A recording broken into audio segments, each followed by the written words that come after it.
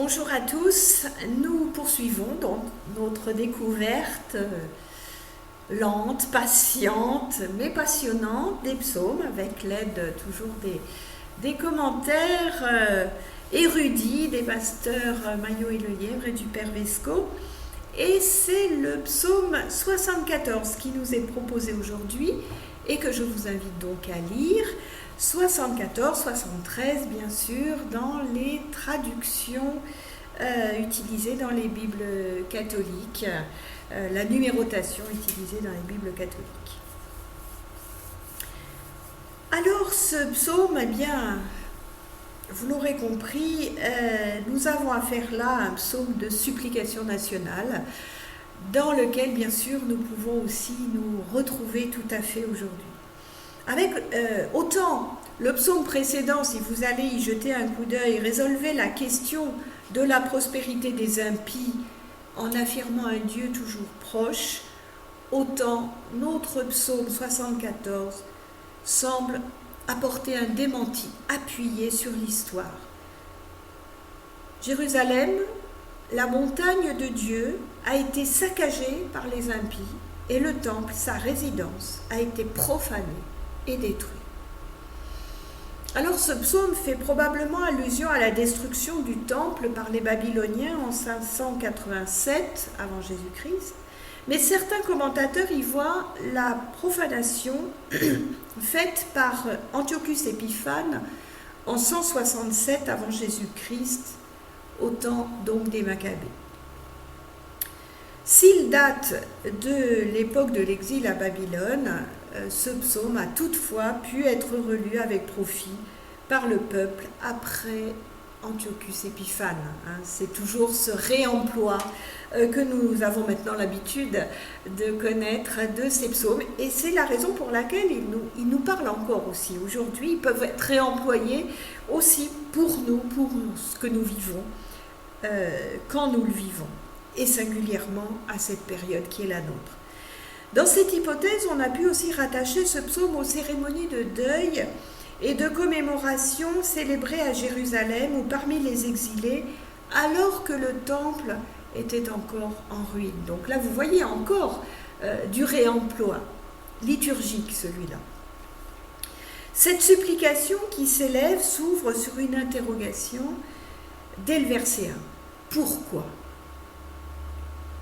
Avant d'exposer la situation, puis de s'interroger encore.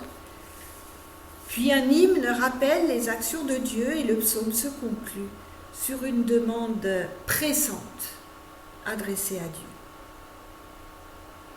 Dieu ici est évoqué sous le nom d'Élohim ou El au verset 8, sauf au verset 18 où c'est le nom de Yahvé qui lui est donné, nous y reviendrons.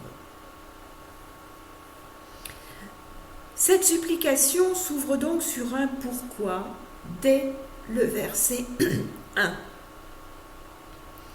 Le psalmiste est bien notre frère à s'interroger ainsi sur la cause des tourments qui sont les siens et ceux de son peuple.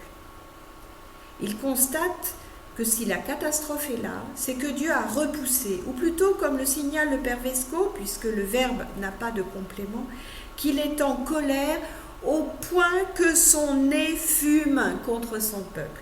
Le nez, rappelez-vous, on l'a déjà rencontré, c'est le siège de la colère chez les Israélites, c'est l'équivalent de la moutarde qui monte au nez. Il se demande alors si cette colère n'est pas définitive. Nous trouvons cette problématique du refus divin au début du second livre du psautier, les psaumes 43-44, au début du troisième, donc ici, et encore au début du quatrième, au psaume 108. Et le rejet divin est évoqué ailleurs, chez Zacharie, dans les Lamentations. La vraie question qui se pose alors est celle de la perpétuité. Jusque à quand ? Dans notre psaume, la perpétuité concerne la colère, l'oubli de Dieu, les agissements de l'ennemi. Il peut donc légitimement s'interroger sur la durée de l'épreuve, ce jusque à quand qu'on entend dans nos psaumes. L'expression Les moutons du pâturage désignent le peuple de Dieu, elle est bien connue, mais elle souligne dans de nombreux textes le rôle bienfaisant de Dieu comme pasteur d'Israël, ce qui rend encore plus incompréhensible pour notre psalmiste le rejet dont le peuple souffre alors qu'il écrit. En tout cas, c'est sa lecture des événements qui lui arrivent et qui leur arrivent. Il demande à Dieu de soutenir son assemblée, sa synagogue, traduit la Septante, c'est-à-dire l'assemblée des justes, celle que Dieu a acquise pour lui-même. Cela sous-entend le moment de l'Exode, le moment où Dieu a sauvé le peuple. Oses-tu pas, demande le psalmiste, que l'on peut comprendre par hâte-toi, ou bien avec l'idée aussi de monter vers Jérusalem. Nous avons ensuite la description terrible de ce que Jérusalem a subi, et particulièrement le temple. Il a été détruit. Les ennemis ont tout taillé à la hache, et ils ont ensuite tout incendié pour qu'il ne reste rien à terre. Ça signifie jusqu'au sol, c'est-à-dire complètement. Il a été rasé. Mais avant cela, ils l'avaient profané. Ils avaient été jusque dans le sanctuaire. Ils l'avaient profané. Dans le lieu du silence, ils ont rugi, braillé. Ils ont mis leurs propres signes, soit leurs étendards, soit pire encore, leurs propres idoles. En agissant ainsi, ils ont profané le saint nom de Dieu. Les mauvais traitements ont ensuite concerné les hommes. Triste constat que tant de pays à tant d'époques ont dû subir au moment des guerres. La prophétie elle-même a disparu.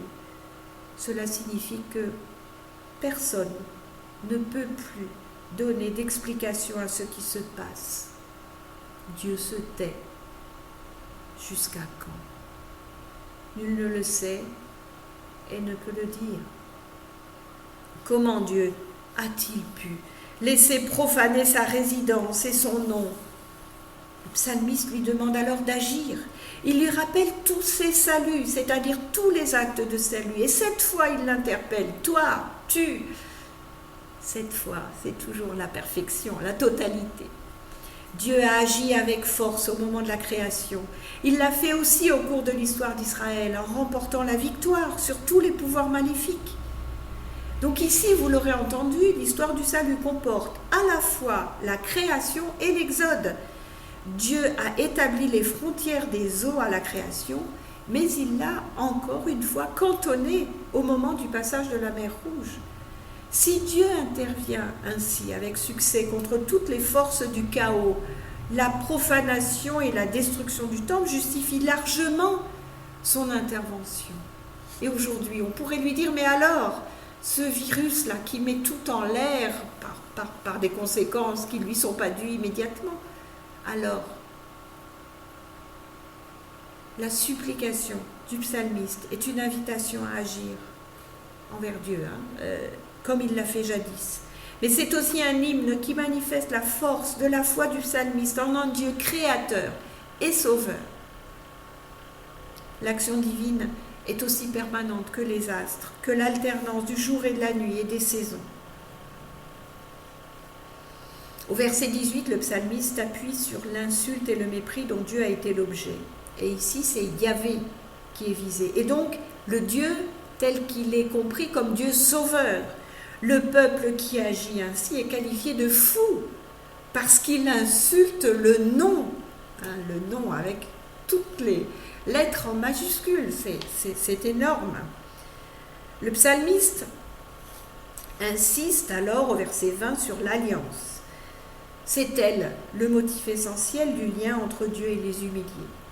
C'est en son nom que Dieu se doit d'être solidaire et d'intervenir pour Israël. L'alliance aurait dû donner à Israël paix et sécurité alors que la violence règne.